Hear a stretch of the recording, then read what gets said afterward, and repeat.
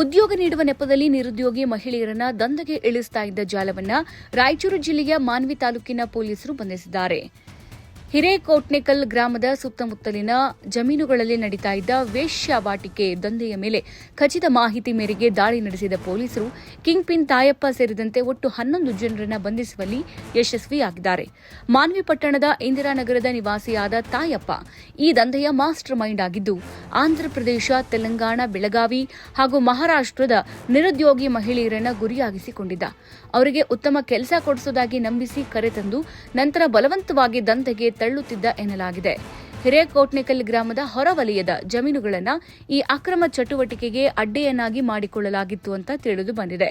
ವಿಷಯ ತಿಳಿದ ಮಾನ್ವಿ ಪೊಲೀಸರು ಜಮೀನಿನ ಮೇಲೆ ಅನಿರೀಕ್ಷಿತ ದಾಳಿ ನಡೆಸಿದ್ದಾರೆ. ಈ ವೇಳೆ ಕಿಂಗ್ ಪಿನ್ ತಾಯಪ್ಪ, ಅಮರೀಶ್, ಹುಸೇನಪ್ಪ, ಪ್ರಕಾಶ್, ಆದೇಶ್, ವಿಜಯಕುಮಾರ್, ಶರಣಬಸವ ಹಾಗೂ ಮಲ್ಲಿಕಾರ್ಜುನ ಸೇರಿದಂತೆ 11 ಮಂದಿಯನ್ನ ಪೊಲೀಸರು ಸೆರೆ ಹಿಡಿದಿದ್ದಾರೆ. ಕಾರ್ಯಾಚರಣೆಯ ಸಮಯದಲ್ಲಿ ಇಬ್ಬರು ಸಂತ್ರಸ್ತ ಮಹಿಳೆಯರನ್ನು ಸುರಕ್ಷಿತವಾಗಿ ರಕ್ಷಿಸಲಾಗಿದ್ದು, ಅವರನ್ನ ಸಾಂತ್ವನ ಕೇಂದ್ರಕ್ಕೆ ರವಾನಿಸಲಾಗಿದೆ. ಈ ಬಗ್ಗೆ ಮಾನ್ವಿ ಪೊಲೀಸ್ ಠಾಣೆಯಲ್ಲಿ ಪ್ರಕರಣ ದಾಖಲಾಗಿದ್ದು, ಬಂಧಿತರಿಂದ ಹೆಚ್ಚಿನ ಮಾಹಿತಿ ಪಡೆಯಬೇಕಿದೆ.